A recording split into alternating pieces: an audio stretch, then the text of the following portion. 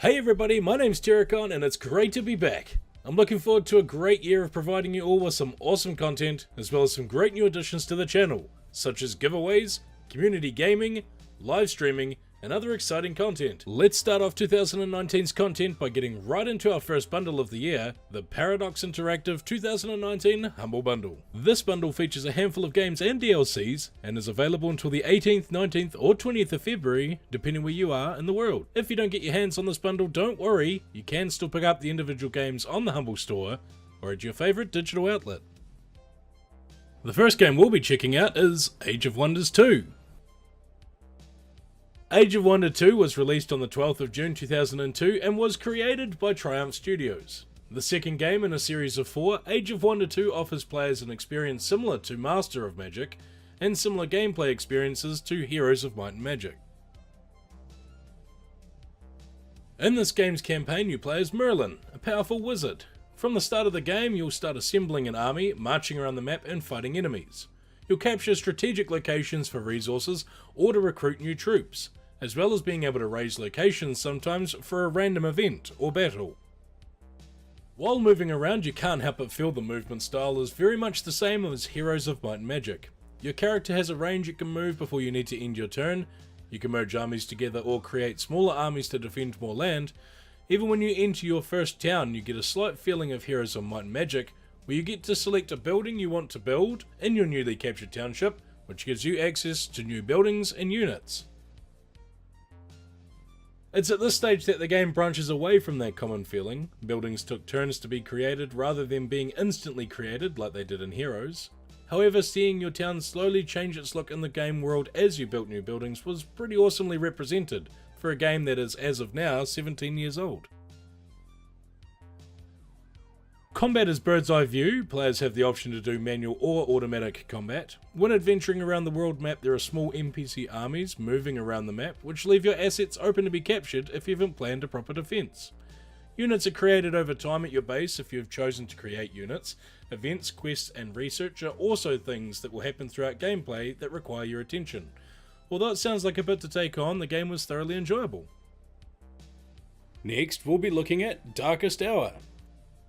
Darkest Hour was released on the 5th of April 2011 and was developed on the Europa engine.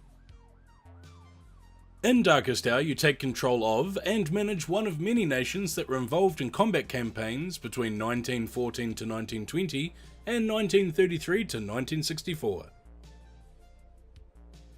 Darkest Hour 2 is an evolved version of Hearts of Iron 2 Armageddon. In this game you take control of your nation's armies, research, development and construction, as well as managing relationships with allies and making choices that will affect the future of your nation and your relationship with other nations.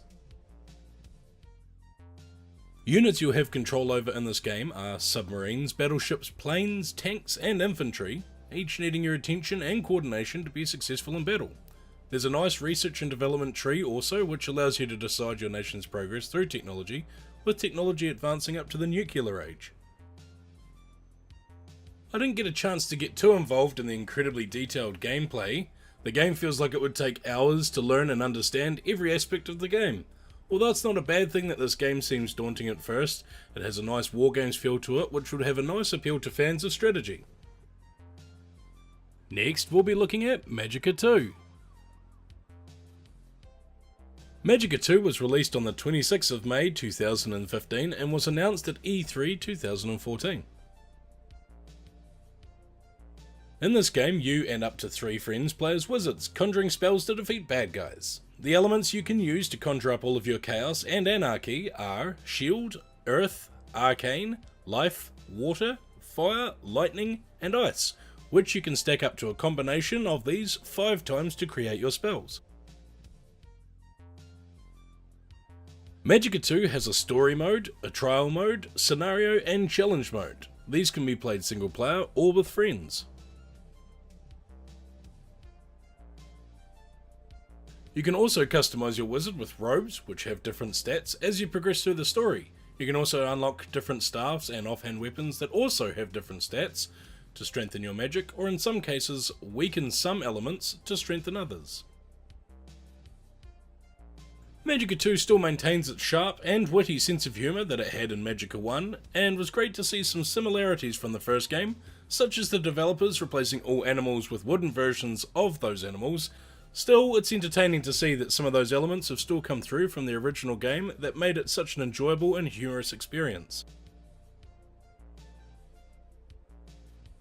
Magicka 2 is a great game to play by yourself or with friends. Playing with friends adds a new level of challenge as spells they cast can end up damaging you or the party, or healing enemies. Next, we'll be looking at Crusader Kings 2.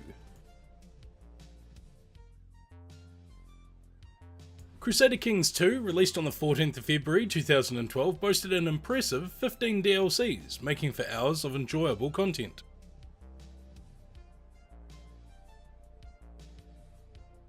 In Crusader Kings 2, you're the heir to the throne of your respective faction.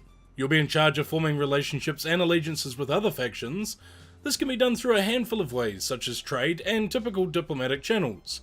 However, Crusader Kings 2 adds something I've not seen in a strategy game before, a marriage system, which will not only form allegiances or form peace between you and other nations, but will also help continue your family's name through the ages.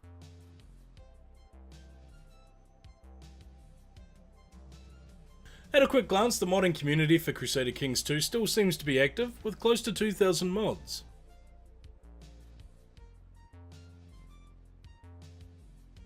Like other strategy games in this bundle, you'll also have to manage a lot of things like policies, aspirations, relationship and family, a spy network, armies, and growing your township, as well as conquering the world.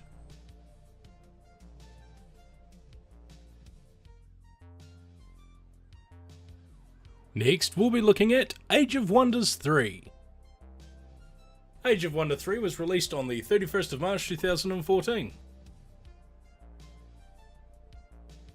In Age of Wonders 3, you'll command small groups of units up to a total of 6 per army. Combat consists of a top-down overview of the area you're fighting in, however you can scroll in to be closer to the action.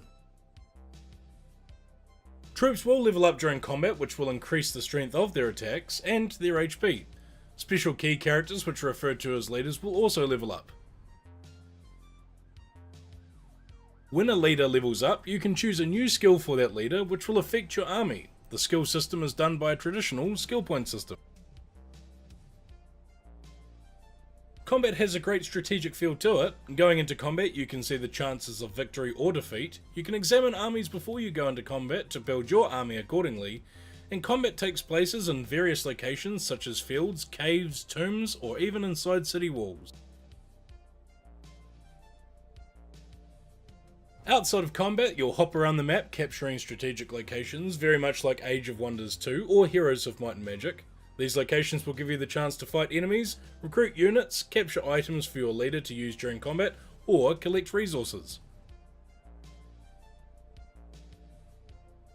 Resources in this game are gold, magic, population, and research. These resources can be used to grow your city, research new abilities, or grow your army. When you capture an enemy settlement, you can either claim it as your own or destroy it. You can also create settlers and settle your own cities around the map for strategic advantage, or to capture other resources.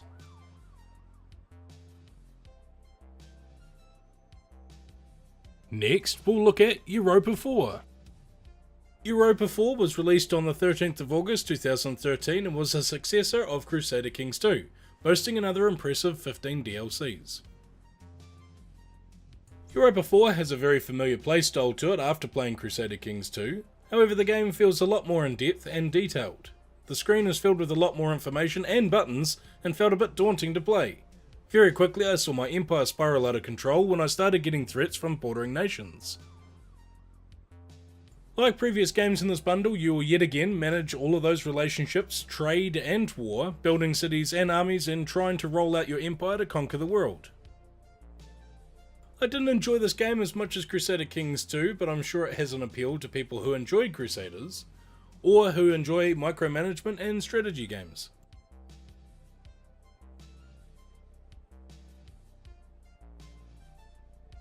The last game we'll be checking out for this humble bundle is Steel Division Normandy 44. Steel Division Normandy 44 was released on the 23rd of May 2017 and offered players the chance to command an army in the battle for Normandy and the battle between Allies and Germany. There are 4 game modes: Campaign, Skirmish, Scenario and Online Play, but I only had a chance to have a play at the Campaign mode. In Campaign mode, there are 3 solo campaigns that increase in difficulty. In each campaign there are a handful of missions. The game offers a reinforcement system which is pretty cool. As time goes on, you'll get given resources which can be used to call in reinforcements to help you turn the tides of battle or help you in a pinch. Like Sudden Strike, you'll have supply units that you'll need to move around with your army to keep units supplied with ammunition. You can select your squad to see what weapons they are using and order a squad not to use a specific weapon during an engagement. This is great if resources are low or if your squad is trying to use a pistol to shoot a tank from 800 meters away.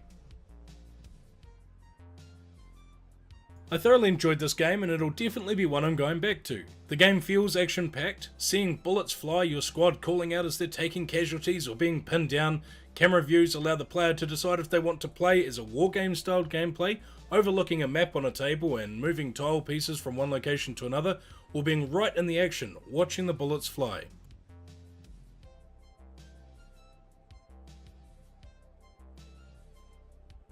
And for a limited time, when you purchase this bundle or enter your email address in the section shown below the bundle on the website, you can score yourself a free Humble exclusive for World of Warships. If you subscribe to the newsletter, you'll receive the US Cruiser St. Louis, 200 doubloons, 1 port slot, a Humble Bundle flag, 10 times Humble Bundle camouflages, and 3 days of premium account. If you beat the average when you buy this bundle, you'll get the US Cruiser St. Louis, the German Cruiser MDIM, 200 doubloons, 2 port slots, the Humble Bundle flag, 20 Humble Bundle camouflages, and 7 days of premium access. The Humble exclusives for World of Warship is only available while stocks last, so get in there and get your hands on that sweet loot before it's gone. Out of all of the games in this bundle, Age of Wonders 3 was number 1, but only just. With Magicka 2 second, and Crusader Kings 2 and Steel Division tied for third, this bundle is great whether you're looking for a strategy game, micromanagement, or simply some co-op shenanigans. Thanks everybody for watching. Remember to like and subscribe to the Terracon Gaming channel. Also check out the Terracon Gaming Facebook page for giveaways and posts for when I'll be streaming on Twitch, and looking for community members to join in some content. Links are in the description for Facebook, Twitch, the Humble Bundle, and the Humble Store. Just a friendly reminder that the links for the Humble Bundle and the Humble Store are my affiliate links, so by using these links you're showing support for me and the content I make when you purchase items through the Humble Bundle website. Thanks again for watching, and until next time, have a good one.